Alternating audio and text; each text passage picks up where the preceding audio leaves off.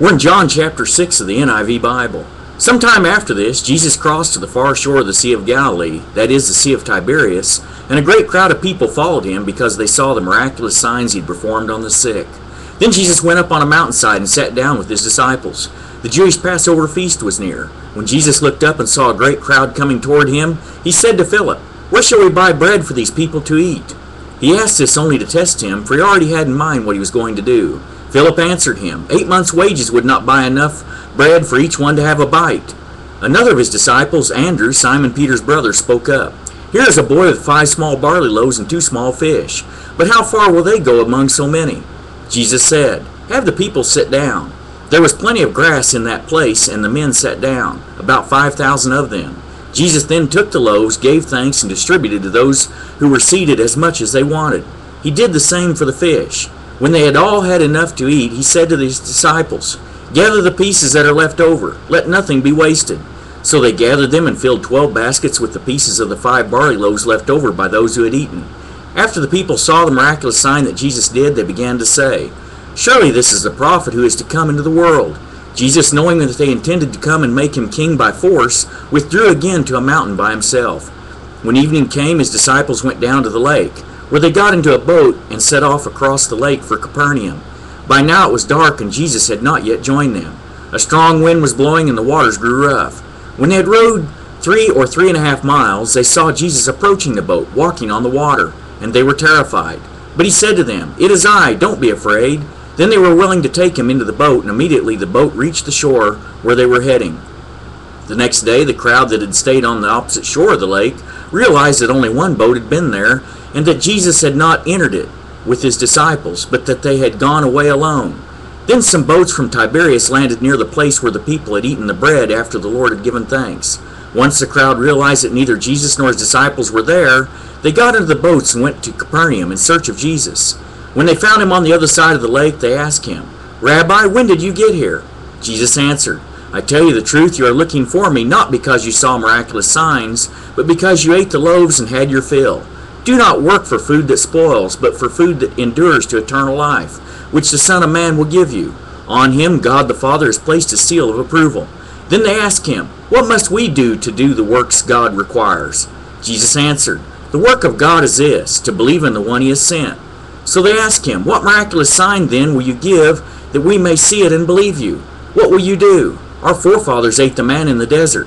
As it is written, he gave them bread from heaven to eat." Jesus said to them, "I tell you the truth, it is not Moses who has given you the bread from heaven, but it is my Father who gives you the true bread from heaven. For the bread of God is he who comes down from heaven and gives life to the world." "Sir," they said, "from now on give us this bread." Then Jesus declared, "I am the bread of life. He who comes after me will never go hungry, and he who believes in me will never be thirsty. But as I told you, you have seen me, and still you do not believe. All that the Father gives me will come to me, and whoever comes to me I will never drive away. For I have come down from heaven not to do my will, but to do the will of him who sent me. And this is the will of him who sent me, that I shall lose none of all that he has given me, but raise them up at the last day. For my Father's will is that everyone who looks to the Son and believes in him shall have eternal life, and I will raise him up at the last day."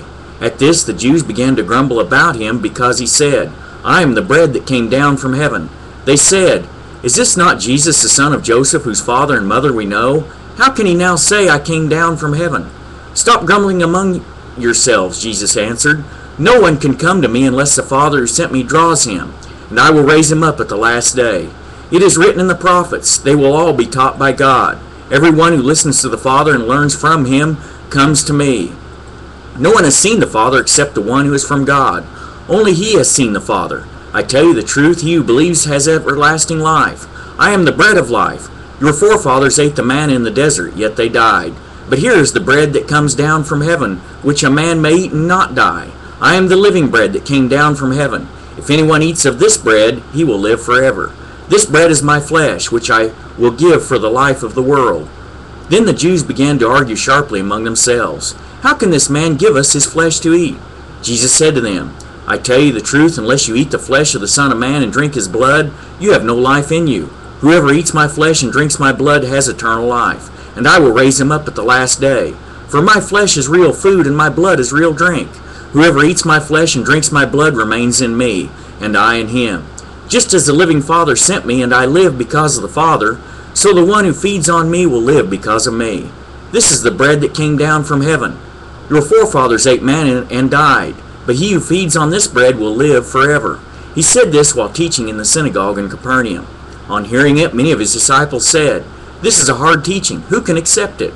Aware that his disciples were grumbling about this, Jesus said to them, "Does this offend you? What if you see the Son of Man ascend to where he was before?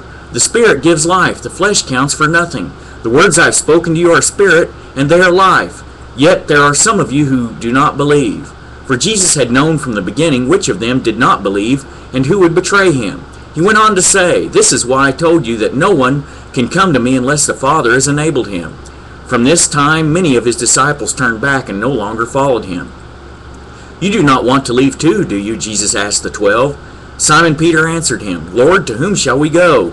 You have the words of eternal life. We believe and know that you are the Holy One of God." Then Jesus replied, "Have I not chosen you, the 12, yet one of you is a devil?" He meant Judas, the son of Simon Iscariot, who, though one of the 12, was later to betray him.